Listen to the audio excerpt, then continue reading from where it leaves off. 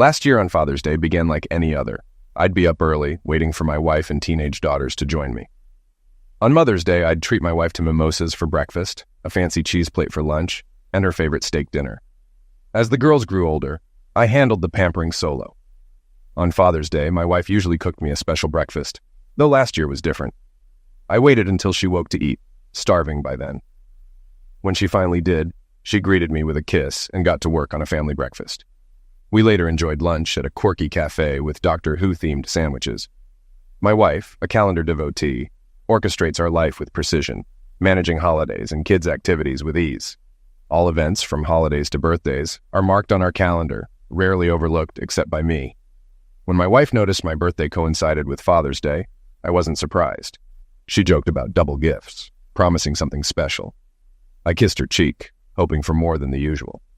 She usually teased with head employments during foreplay, but on my birthday and Father's Day, they were special treats, given without expectation of return.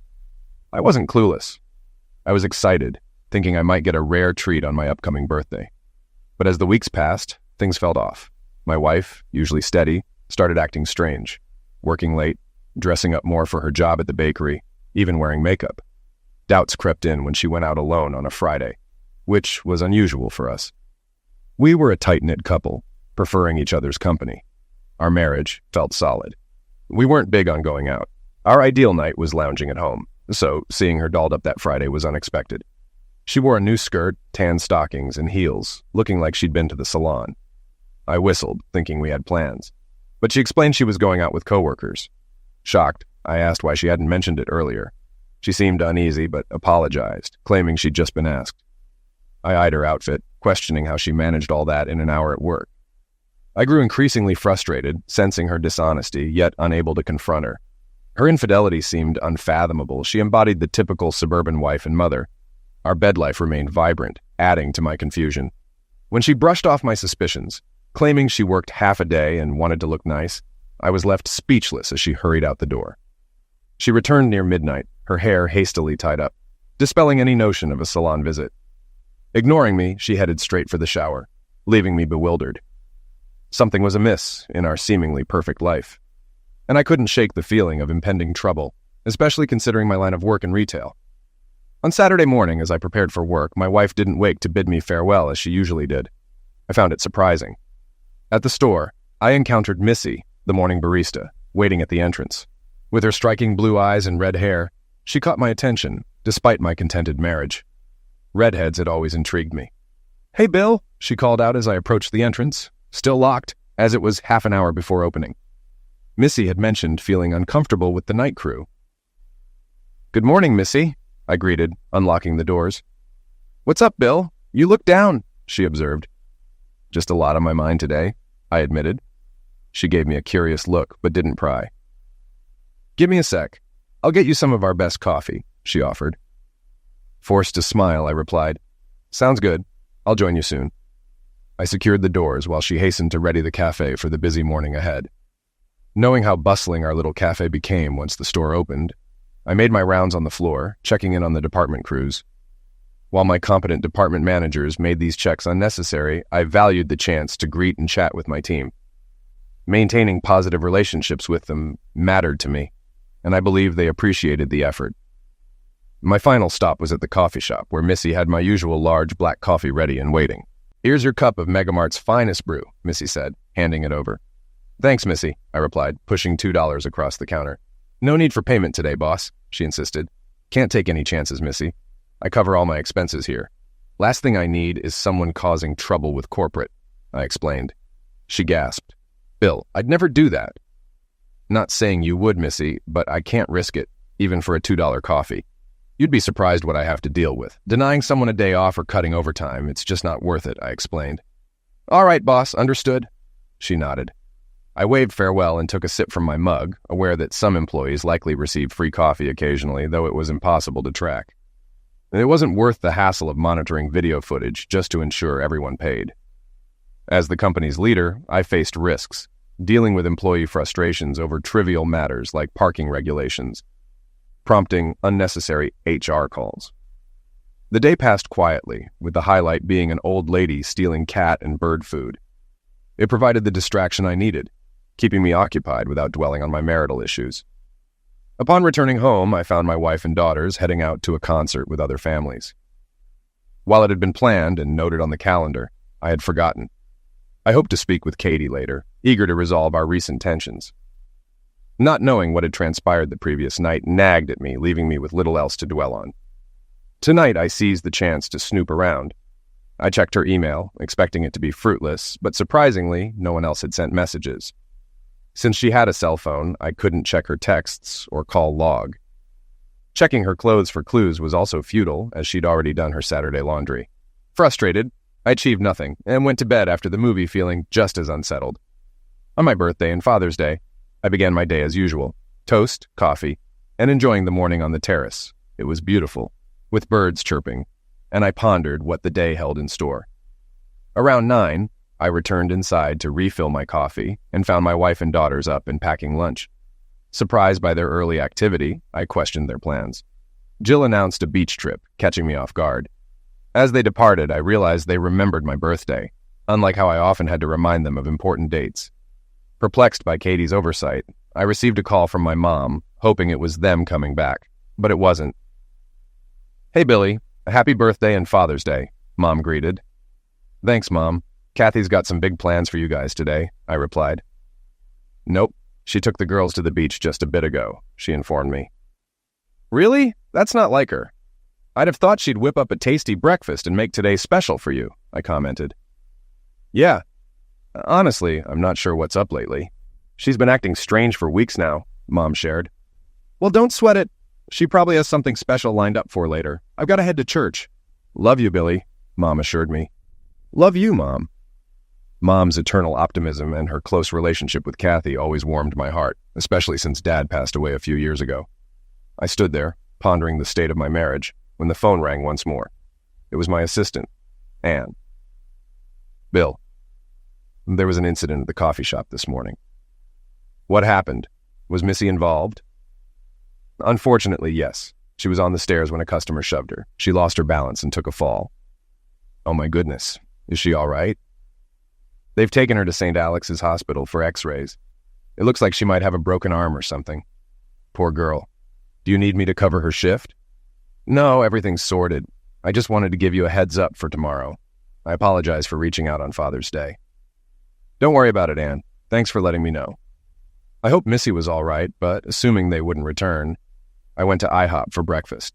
The bustling atmosphere, filled with happy families celebrating fathers, overwhelmed me, and I left to avoid breaking down.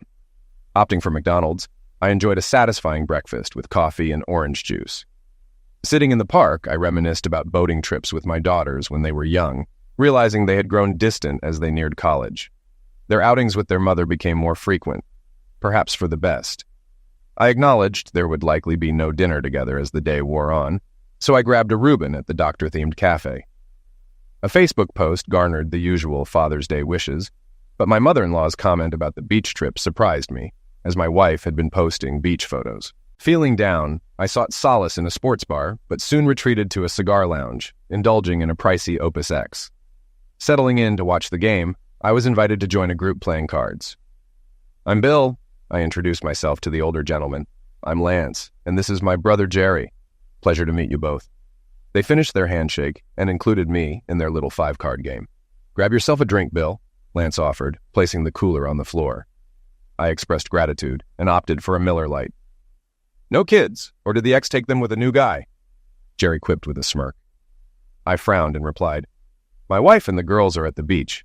Seems like they've lost track of the day." "Tough break," Lance chimed in. "I hardly see my boys. They're both in the service." Jerry nodded, adding, "My daughter's out in California. My grandson Charlie just turned 2. I'm heading there next week." "That sounds wonderful," I said. As my daughters hit 17 and 18, I began longing for the days of them being little. They nodded in agreement. Eventually, the conversation circled back to my wife. "Do you think she genuinely forgot, or is she avoiding you?" Jerry asked, echoing my own thoughts. Recounting the recent weeks and Friday's issues, they shook their heads in disbelief. "She's cheating on you," Lance asserted, with Jerry nodding in agreement. "I can't believe it," I muttered. Grappling with the revelation, though deep down I knew it made sense. "Listen, Bill," Lance began, recounting his own experience. "I've been down this road. The sudden changes in behavior. The late nights out, dressed provocatively. The lack of respect. Been there, buddy." Lance shared how he regretted his initial reaction of divorcing his unfaithful wife, highlighting the financial and emotional toll it took. "Bill, trust me," he continued, urging me to consider forgiveness if I truly loved her. "It'll be better for you in the long run. Guys in their 40s don't often get second chances at love. Thank you, Lance. You've given me a lot to think about." I might have said it aloud, but deep down, I thought he was crazy. Forgiving her for cheating and staying married seemed impossible. I shook both men's hands, bid them farewell, and left. As I scrolled through Facebook on the couch, dinner time approached. Seeing my daughter's and wife's posts filled with pictures of their joyful day saddened me further. Enough of this, I thought. It was time to face reality. My wife had forgotten my birthday and Father's Day. What did it matter? What counted was my certainty that she had cheated, especially after Friday night's strange behavior. Her goal seemed to be rubbing it in my face, and now she had succeeded. Determined to move forward, I prepared for the evening. I decided to treat myself to dinner at my favorite restaurant, even if it meant a long wait. After a shower and donning my sport coat and slacks, I headed out for steak.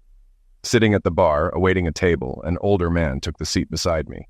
Observing my solitary champagne bottle, he frowned but refrained from comment, opting for a martini.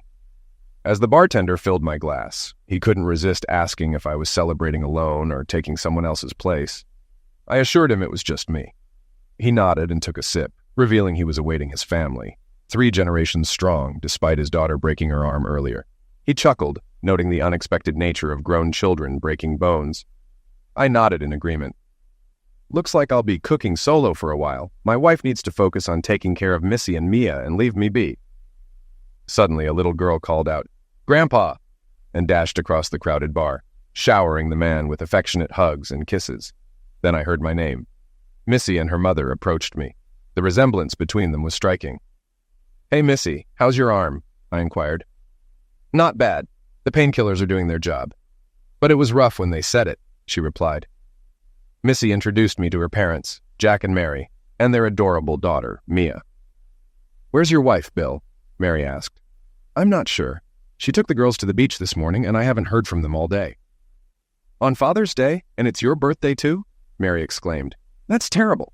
What's going on with her?" Not wanting to delve into it, I shrugged. "Forget about her, you're joining us," Mary insisted. I grasped Jack's reference to his red rage. "You don't want them to gang up on you, Bill," he chuckled, a testament to his experience dealing with familial conflicts. "But it's your day, Jack. I don't want to intrude," I replied. "Nonsense," he retorted. "This is our day, Bill. Grandpa, remember?" As their table's buzzer sounded, he tossed a $20 bill and left, insisting I meet him at our table. "Sorry about that, Bill. My parents can be stubborn," Missy apologized. "Don't worry, Missy. Eating alone would be worse," I assured her. Dinner conversation remained light, filled with anecdotes about our daughters. Mia giggled at stories of her mom's childhood antics. Later, my phone rang, but I ignored it, placing it on the table. "Your wife?" Mary inquired. "Yes, it's complicated," I admitted. "Maybe you can find a way to forgive her," Mary suggested, glancing at Jack. I signaled for the check, expressing gratitude for the meal and treating them. As I signed the check, I pondered the advice I'd received, despite lacking solid evidence of her infidelity. Ignoring the persistent ringing of my phone, I couldn't help but wonder what was wrong with people. As I pulled into the garage, my daughters greeted me with kisses and hugs, apologizing for forgetting Father's Day. "Girls, it's okay. I don't expect you to remember my birthday," I reassured them. Suddenly, Jill exclaimed, "Wait, it's your birthday today." She rushed inside, yelling at my wife. "Daddy, we didn't know. We're so sorry. You must hate us," Jill lamented. "No, sweetheart, I love you more than anything. We decided last night to go to the beach today, and we didn't realize it was your birthday." "It's okay. Don't worry. I'm not upset with you," I comforted her. Though I didn't express my anger toward her mother, it was my issue, not my daughter's. Ignoring the chaos in the kitchen, I changed upstairs and returned to find my wife sobbing alone. "I'm sorry," she whispered. I shook my head and retreated to the deck with a beer and cigar. Enjoying the serene evening, my wife interrupted me. "Bill, What's his name? I interjected, my anger rising. She didn't respond, and I realized I was headed for divorce. What a mistake marrying her had been after nearly 20 years. At this point, I began fearing the worst. How long had she been unfaithful? Was he her first? Did I even know him? Were these girls truly mine? It's astonishing the negative thoughts that invade your mind when you're mistreated. I decided to request a paternity test for the girls as part of the divorce, not only for my peace of mind, but also to embarrass Katie. I spent the night researching divorce laws online before falling asleep on the couch. How I spent my birthday. Waking at 5 a.m, I found Katie peacefully asleep in my bedroom, her undressed body curled around her pillow. Despite my restless night, she looked serene. Sadly, she was no longer mine, but I couldn't help admiring her beauty. After a quick shower, I left without waking her, only to be met by Jill in the hallway. "How bad is it, Dad?" she asked. "As bad as it can get," I sighed. "Can you forgive her? It's just one day's mistake," she pleaded. "Honey, it's more than forgetting my birthday or Father's Day." "She cheated on me," I explained. "No, Dad, she wouldn't do that. Something must have pushed her, but I won't accept it. Think about it. She's been acting strange for weeks. Friday night, after getting all done up, she went out dressed provocatively." "That wasn't for you," Jill reasoned. "She avoided me all weekend. Clearly, she felt guilty or resentful toward me and didn't want to be around me at all." "When has she ever taken you to the beach without me? It's always a family outing. What if it's not an affair? What if it was just a one-time thing? Can't you forgive her for once?" Jill pleaded. "I doubt that's the case, honey. But look at her actions this weekend. Has she shown love toward me?" I questioned. "Daddy, you didn't see her face when Grandma called to ask why she didn't wish Grandpa a happy Father's Day. She dropped the phone and yelled no so loudly we thought Grandpa was having a heart attack," Jill recounted. "He's fine, Dad. Mom sobbed on her knees until we helped her up and sat her on the couch. She kept repeating that she loves you. Honestly, Jenny wanted to call an ambulance for her.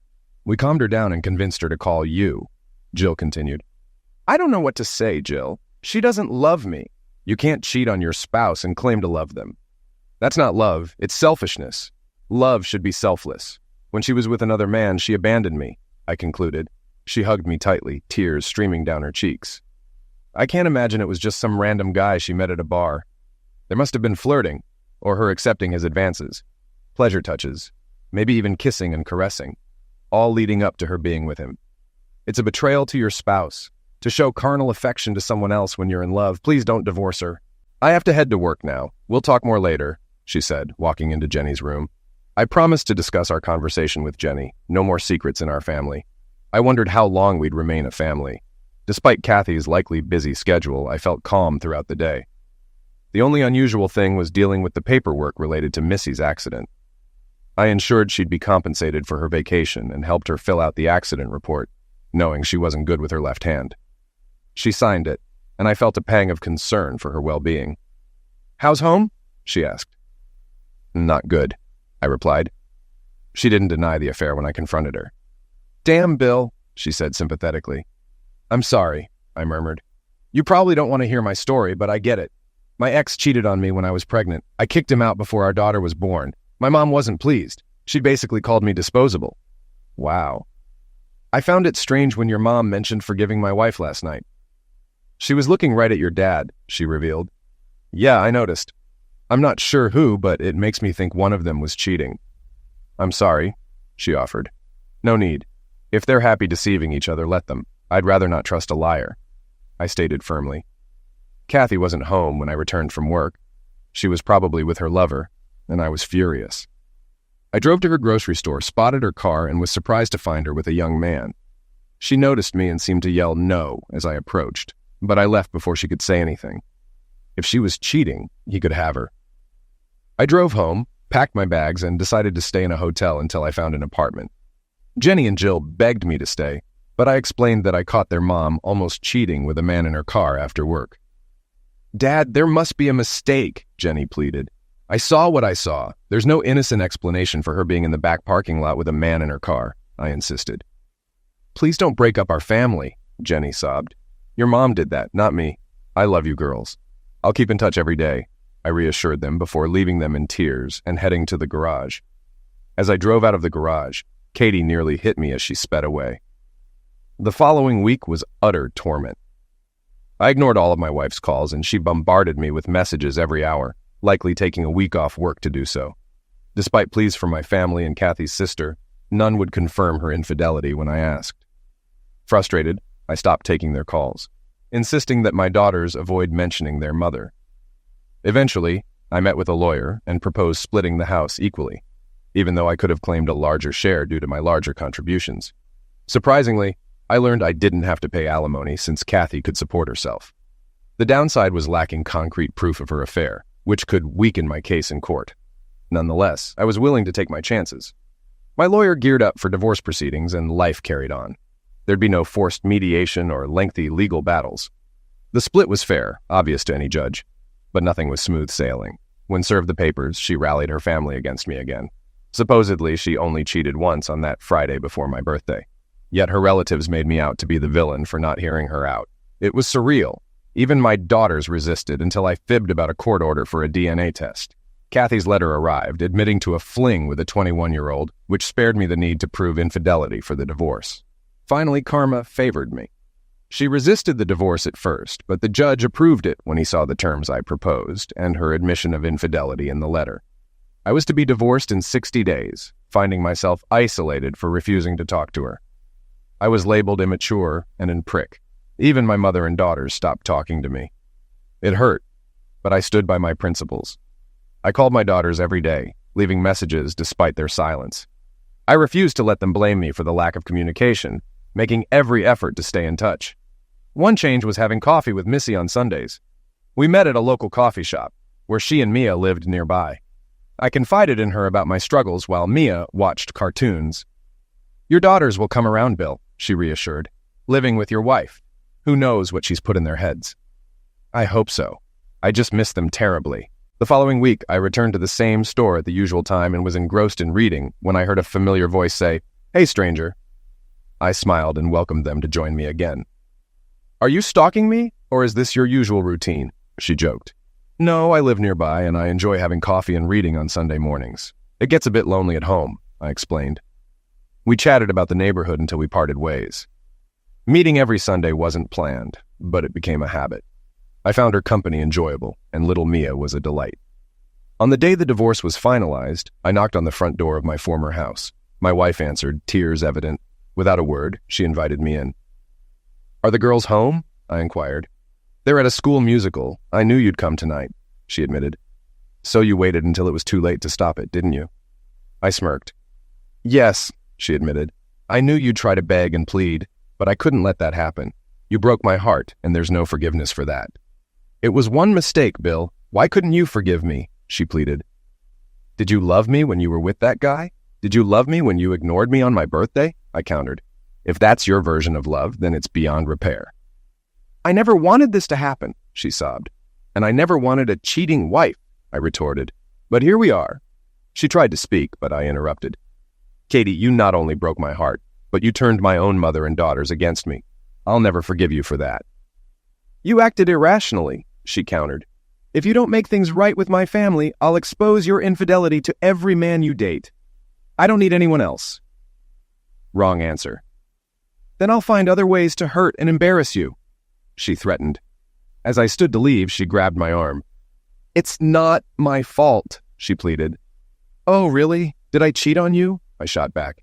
"You've normalized cheating to our daughters. They'll think it's okay because you've convinced them it was a one-time mistake." "Well, I won't go down because of some idiot who made you feel hot."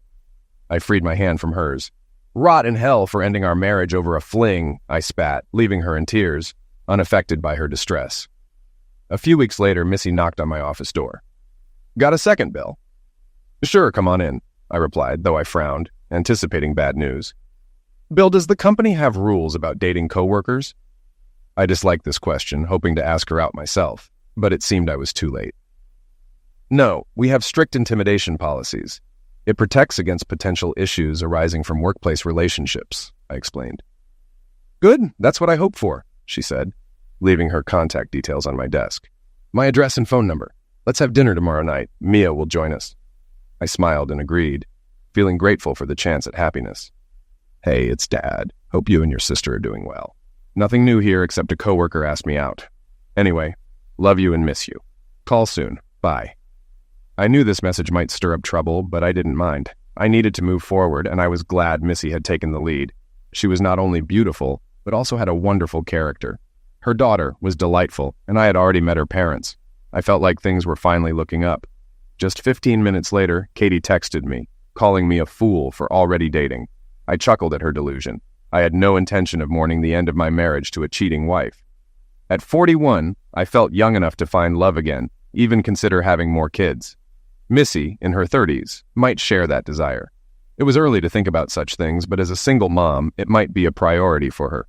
As for me, I hadn't been carnal in months. The next evening after work, I showered, shaved, and dressed casually.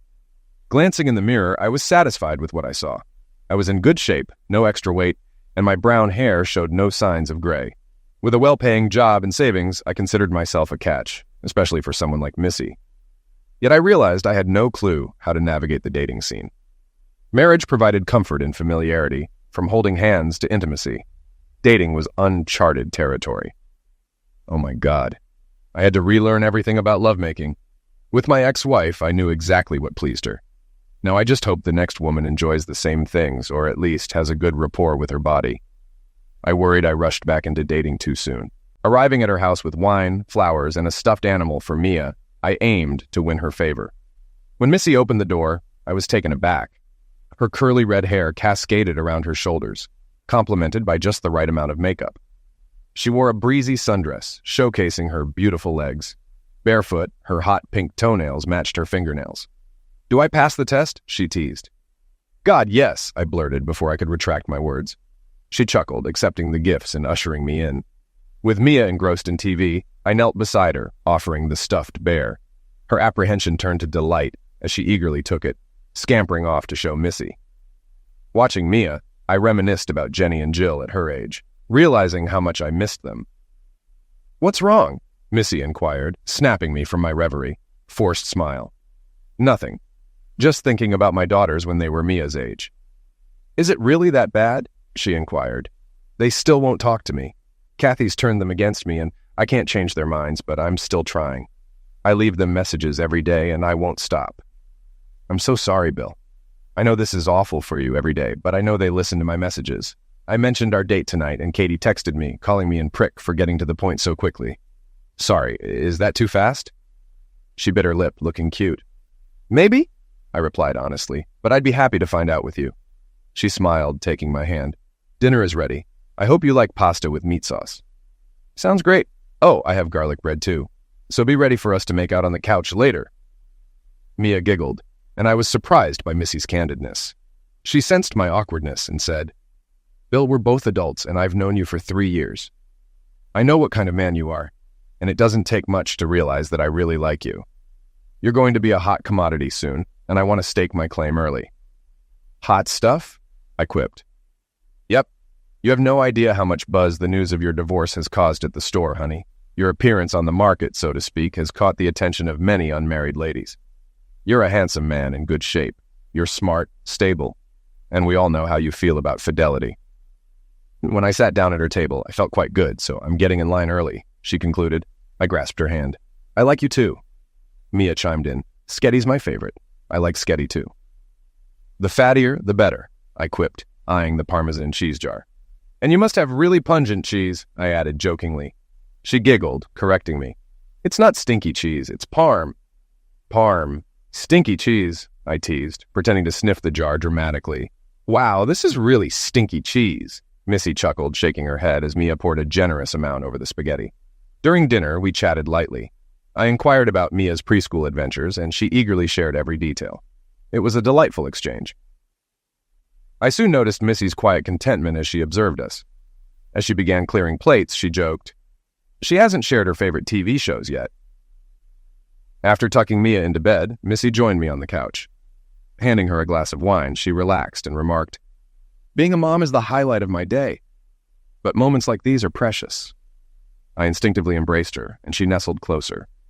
"It's even busier with 2, I admitted. "Do you think your girls will come around?" she asked. "I hope so," I answered, reflecting on their situation. She kissed my cheek and encouraged me not to give up the fight for them. Setting down her glass, Missy leaned back. "Bill, I've made it clear that I really like you. I'm too old to play games." I want to continue seeing you, and that includes inviting you into my life carnally. I started to interject, but she raised a finger. I know you want to be a gentleman, but you don't have to be. I'm not looking for casual flings. I want an exclusive relationship. My daughter needs a father figure, and I need a husband. That's what I'm offering. I attempted to speak again, only to be met with resistance once more. Typically, guys bolt after this conversation. I don't see you as that type, but I'm offering you an out. If you're looking to play the field, I'm not your match. But if you're interested in building something lasting, then I'm here. Impressive, I remarked. Was that rehearsed or spontaneous? She frowned, misunderstanding my reaction. Missy, we've had a professional relationship for 3 years. Our recent coffee meetups have been enjoyable. I'm a family man. I've always been. I don't know how to navigate the single scene, and the idea of dating terrifies me. If my wife hadn't strayed, I'd still be happily married. No, I'm not interested in that lifestyle. She smiled, taking my hand. You're charming, intelligent, and your spaghetti is fantastic. We shared a laugh, and she playfully nudged my shoulder. I'd like you to be my boyfriend. Let's build something meaningful together, including with your daughter. That night, we refrained from intimacy. Despite the temptation, I opted to take things slow, respecting both our feelings. A stroke of luck came my way when I received an application for a managerial position. Though I never learned the name of the individual who contributed to the demise of my marriage, fate intervened when he applied for the night manager role. Recognizing him instantly, I orchestrated his hiring, anticipating the opportunity for payback. On his second night, I left a 40-inch TV in his car, identical to mine, knowing it would likely be out of stock by morning. I arrived as his shift ended, walking him to his car while discussing his team. Upon noticing the TV in his back seat, I feigned surprise. Jeff, did you buy that TV today? We're not open yet. No, Bill, it's not mine. I have no idea how it got there. Let's head back to the store, I suggested, to which he reluctantly agreed. Back at the store, his fear was palpable. With no night security due to our night crew, I easily disabled the security system, covering the camera with tape. When he saw the system malfunctioning, he grew frantic, insisting on his innocence as I contacted the police. Despite hoping for harsher consequences, he received a misdemeanor in community service. The corporation, finally acknowledging security gaps, installed parking lot cameras. He never suspected my involvement and unsuccessfully attempted to blame his team. His termination was swift and unsurprising. One chilly Saturday morning, a week after my dinner with Missy, I found her waiting in the car to keep warm. As I parked next to her, she greeted me with a kiss and confirmed our dinner plans for the night. Absolutely, I replied. Okay, I have something special I'm cooking for us. You won't want to miss it, she added. Before I could respond, Katie's interruption came from behind me. Missy, visibly irritated, addressed her. Katie, what do you want? I asked, growing annoyed. I've been trying to call you. Did you block my number? Yeah, after your 30 messages about how I'm in prick for continuing to live. I'm done. What do you want? We need to talk about the girls in college, Katie insisted. They can go wherever they want. I've handled the finances for them. I'd like to be involved, but thanks to you poisoning them against me, they won't talk to me, I replied. Katie suggested the girls feared I wouldn't pay their tuition. Missy interjected with a laugh. I lost them in the divorce. This retort earned her a glare from Katie, who then blamed me for not forgiving her one slip-up. You cost me my marriage, my family, my daughters, and my mother. You better never date again. If I find out, you'll never see a second date, I warned. Missy's rebuttal was sharp. No one wants to date a cheating strumpet unless they're looking for easy lovemaking. I headed towards the store, but heard shouting behind me. Glancing back, I saw Missy confronting Katie, pinning her against the car. Stay away from my man, Missy yelled, jabbing her finger. I intervened, pulling Missy away. Stop it, Missy, she's not worth it. You heard me, Katie retorted, storming off. Please, Katie, just go. It's over between us, and it's your fault, I said, leaving her sobbing by the car. Catching up to Missy, I took her hand. I'm sorry, Bill. I got too territorial, she admitted. No worries. Parking lot fights are great for the ego, I joked, and we went inside, laughing. Later, my mom called, but the call cut off abruptly. Concerned, I rushed to her house, ignoring Missy's calls. Arriving, I found the ambulance gone. She'd passed away before reaching the hospital. Alone in the ER lobby, I pondered her last words. Then Missy called. Hey, my mom just passed away. Oh, Bill, I'm deeply sorry to hear that. Yes, thank you. I'm worried I won't be much company tonight. No worries, I'll be there for you. You need me. Please let me come over. All right, yes. Expressing my reluctance to be alone, I was grateful she agreed to keep me company. I'm heading home now. I'll meet you there after you finish up. All right, I'll be there soon. After finishing my conversation, I drove to my old house instead of heading home. I felt compelled to speak to my daughters, regardless of their willingness to see me. Arriving, I noticed both of their cars parked in the driveway, feeling a wave of apprehension. Entering through the garage, I was relieved not to find Kathy's car, as I wasn't ready to face her. The downstairs rooms were empty, so I made my way upstairs to the bedrooms. "Daddy!" Jill exclaimed as I entered her room. "What's up?" shouted Jenny, following behind me. "Did you come here to beg? Well, you can leave," Jill retorted. "Grandma had a heart attack and passed away this morning," I interjected. They both gasped. I felt it was important to share this news in person. "Now I feel like I've damned myself," I added. I exited and shut the door, ignoring Jenny's call to wait, and drove off. I headed to the small lake where we once shared joyous moments. Despite the chilly weather, the tranquil waters brought solace. Seated at a picnic bench, tears welled up again, not just for my mother, but for the estrangement from my daughters. Jenny's anger conveyed all I needed to know. Doubts crept in about my past actions, not with Katie, but with my girls. What had I done to earn their resentment? Katie's betrayal had shattered our family, yet my daughters couldn't see it. Lost in thought, I heard footsteps nearing. Turning, I found Katie and the girls approaching. "How did you find me here?" I turned back to the lake. "You forgot to turn off our Find My Phone app," Kathy replied. "Bill, I'm sorry about your mom," she added. "Yeah," I muttered. "Do you regret her pass away or turning her against me?" She fell silent. "Leave me alone. I can't deal with your stuff right now," I said. "I'll never forgive you." The last time we spoke, she insisted she wouldn't talk to me until I backed out of the divorce. She didn't even say she loved me before hanging up. "I'm so sorry, Bill," she said before leaving. Then Jenny spoke up. "Dad, we're sorry too. Please forgive us for being rude." They both rushed over to hug me and we cried together. "It's not my fault, girls. Your mother's actions broke us apart," I said. "We're sorry, Dad," Jill said. "We just wanted you to forgive her. She loves you. It's obvious." "Not enough to stay faithful," I replied. "Jill." "I'm sorry, girls," I said tearfully. We hugged again while Kathy watched from the car. "Girls, I need you. You'll leave for college soon and I'll miss you. We're wasting time," I said. "We understand, Daddy," Jenny said. "We won't shut you out anymore." "I wish Grandma had the chance to do the same," Jill added. "Can we come with you, Daddy? We haven't seen your new house yet. Maybe we could grab pizza." "Sure, let your mom know, and let's head out." As I pulled into my driveway, I spotted Missy's car. I had forgotten she was coming. "Looks like you'll meet Missy," I told the girls. "Is she your girlfriend?" they asked simultaneously, making me chuckle. "Yeah, well, we just started dating." Look at him blushing. "So cute, Jenny." They dashed out of the car and bombarded Missy with questions, leaving her bewildered. "Girls, give her a break. Help her inside, and I'll introduce you properly." They kissed my cheek and hurried to the garage while I approached Missy. "Sorry about that," I said. She opened the door with a radiant smile and kissed my cheek. "Your daughters?" she asked. I nodded. "Come on, let's make proper introductions." "I hope I look okay." "I must look awful." "You're fine. They'll like you, Jenny." "Jill, meet Missy," I said. They embraced Jenny and cheekily declared, "You're super hot." Jill exclaimed, "Good for you, Daddy." Missy laughed, leaving me too stunned to respond. "Let's do a quick tour of the house. Then I need to handle some things for Grandma's services. Bill, I'll order pizza while you show them around." "Perfect. You read my mind." "Ooh," the girls cooed. As Missy smiled, I made the decision to wait until the next morning to inform others about my mom's passing.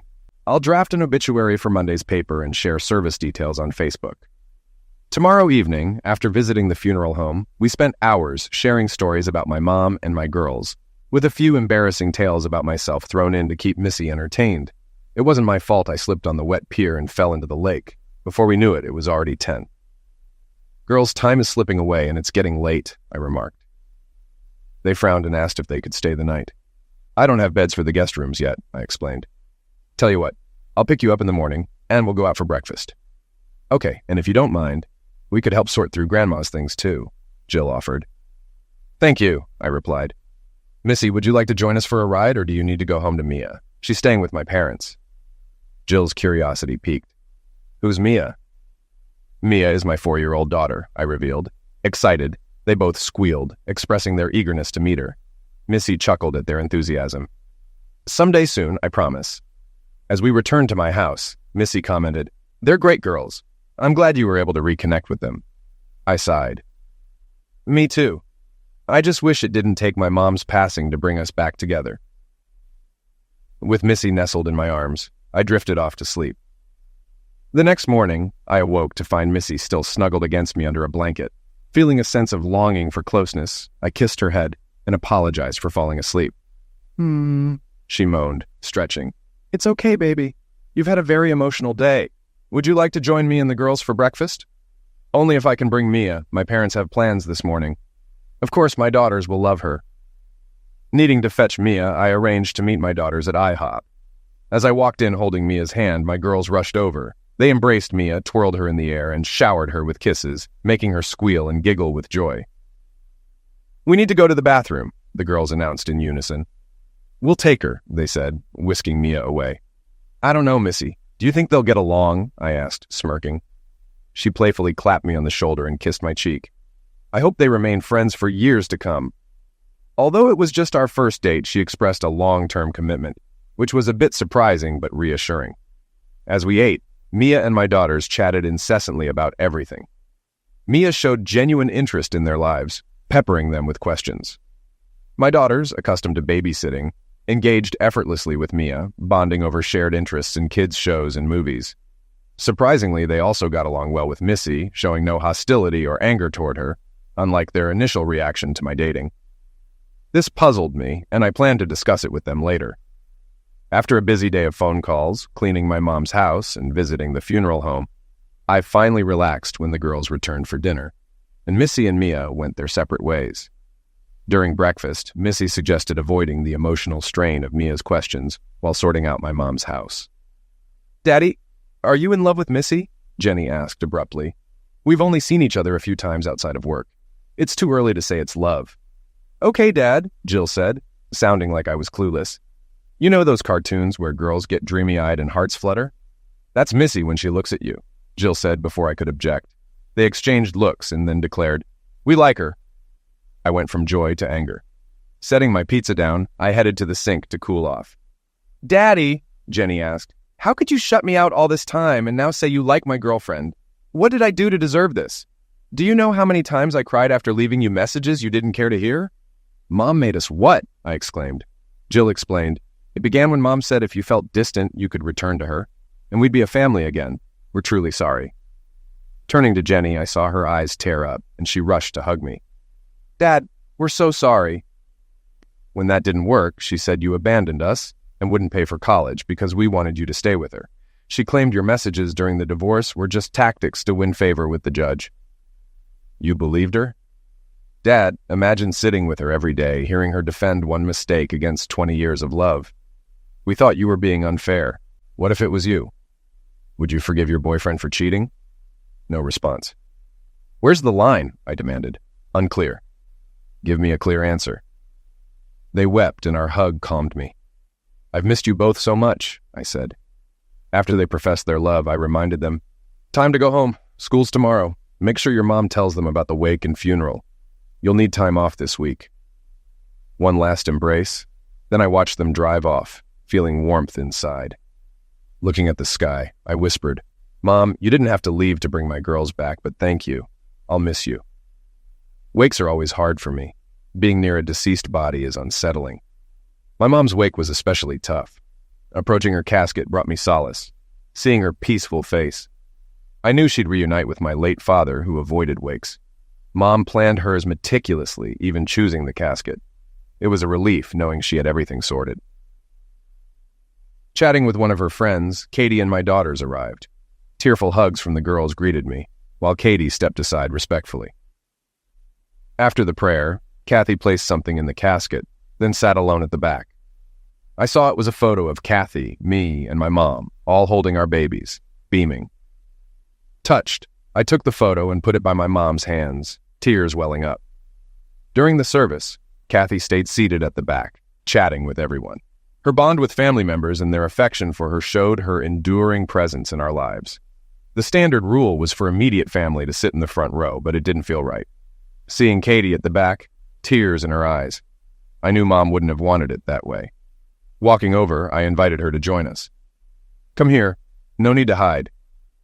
She hugged me gratefully, whispering a thank you. Back in front, my Uncle John offered her his seat, earning Missy's praise. Holding Missy's hand while my ex-wife was nearby felt surreal. I hoped it wouldn't cause trouble later. As we said goodbye to the last visitors, Kathy thanked me for welcoming her into the family, offering to share the limo ride. Missy's hand on my waist, I feared tension, but Katie's departure eased it. "Let's get you home," Missy said, embracing me. In the kitchen, relieved the day was over, I handed Missy a cold beer. She thought things went well with Kathy. "Yeah, I'm glad. I half expected her to cause trouble with you." "The girls probably helped. We'll be okay after tomorrow." I hoped she was right. Maybe I was just paranoid about Katie and Missy. "Will you stay over tonight?" She squeezed my hand. "You couldn't kick me out if you tried." We didn't make love, but her presence brought the best sleep since the divorce. "You're keeping a close eye on me. I won't misuse your kindness by starting a fight," Kathy remarked as we waited for the service to begin. "I know I lied. I just feel uneasy about it." She snorted, adding, "How do you think I feel? I'm an outcast here, a disgrace." I frowned. "No one sees you that way, especially not today. I'm sorry, Bill. I wish I could undo it all." "I wish," she said, tears welling up before hurrying off to the bathroom. "It's tough for all of us, Bill." My mother's friend Jean comforted me, patting my shoulder. "Your mom was wonderful, and we'll all miss her." I kissed her cheek, grateful that Kathy had her mom to support her through the tears. After the funeral, we gathered at my mother's favorite Polish restaurant. Kathy looked uneasy as she searched for a seat. Taking her hand, I guided her to the table where Missy and my daughters sat. "Kathy, we'll always be family. Despite the divorce, no matter where we sit, you're always welcome." A tear rolled down her cheek as she thanked me, and in that moment I felt like I'd finally let go of the pain she caused. Life moved on. The girls Skype with me weekly while they're at college. Missy and I are going strong, and I'm considering popping the question soon. Katie and I don't talk much, but it's always friendly. She's moving on too, dating a nice divorced dad who's a friend of one of the girls. I wish them the best. Some may say I should forgive her one mistake, but I can't. I may be seen as the villain by some, but I'm at peace with myself.